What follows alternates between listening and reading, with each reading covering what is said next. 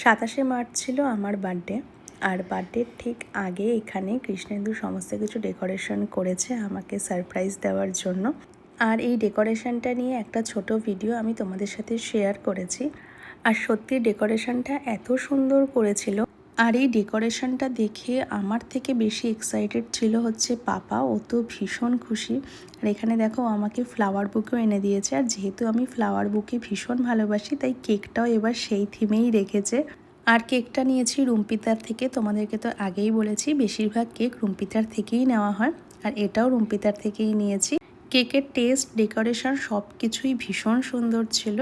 আর এদিকে দেখো কেক কেটে ও নিজে নিজেই খেয়ে নিচ্ছে। আর ওকে যতবার বলা হচ্ছে যে আজকে কার বার্থডে, ততবারই বলছে আমার বার্থডে।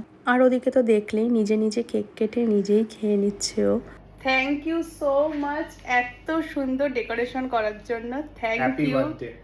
Thank you. আর আমি অনেকবার না করেছিলাম যে কিচ্ছু করো না, আমার 3 বছরের জন্মদিন হচ্ছে না, 30 বছরের জন্মদিন হচ্ছে। আসলে 30 বছরটা ইম্পর্টেন্ট সবার জন্য, যে হাফ লাইফ ডান, হাফ লাইফের জন্য। বাট ওর বার্থডেতে আমি সেরকম কিছু করতে পারিনি, মানে আমি তো সাজাতেই পারি না সেরকম কিছু। 5টা সেটাও বলা চলে না, কারণ লাস্টেরটা ফেটে গেছিল।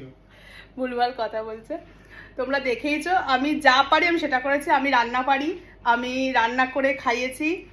ওর যেটা, ও যেই জিনিসটা ভালোবাসে আমি সেইটার মানে সেই থিমের কেক অর্ডার করেছি। এই জিনিসগুলো আমি করতে পারি, আমি এটাই করেছি। কি বলে, এবার মিথ্যা কথা বলবে? কেকটা কেমন হয়েছে, আমার কেকের আইডিয়াটা কেমন হয়েছে?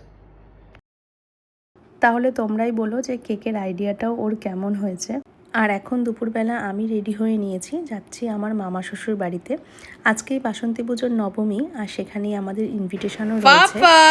বাবা তোমার ড্রেসটা দেখাও সবাইকে। তুমি কি ড্রেস পরেছো বলো? পেতু দেখে নিল সবাই। বেরিয়ে পড়েছি আমরা এখন সবাই। আর এই যে গাড়িতে রয়েছে মা, পাপা আর কৃষ্ণেন্দু তো রয়েছেই। তো পাপার ড্রেসটা কেমন হয়েছে তোমরা সবাই কিন্তু কমেন্ট করে অবশ্যই জানিও।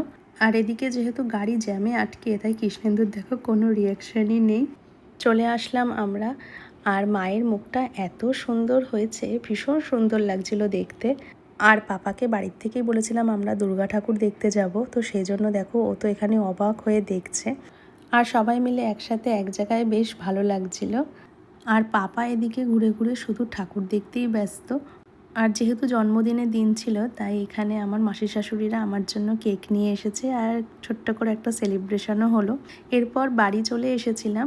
আর বাড়িতে এদিকে রিমা, বনু ওরাও সবাই একটা ছোট্ট করে সেলিব্রেশনের আয়োজন করেছিল, আর সেটাই এখন করছি। সব কিছু মিলিয়ে পুরো জন্মদিনের দিনটাই খুব ভালো কাটলো। তোমাদের কেমন লাগলো আজকের ভিডিওটা সবাই অবশ্যই কমেন্ট করে জানিও। লং ভিডিও না মিনি ভ্লগ, কোনটা তোমাদের ভালো লাগছে সেটাও জানিও।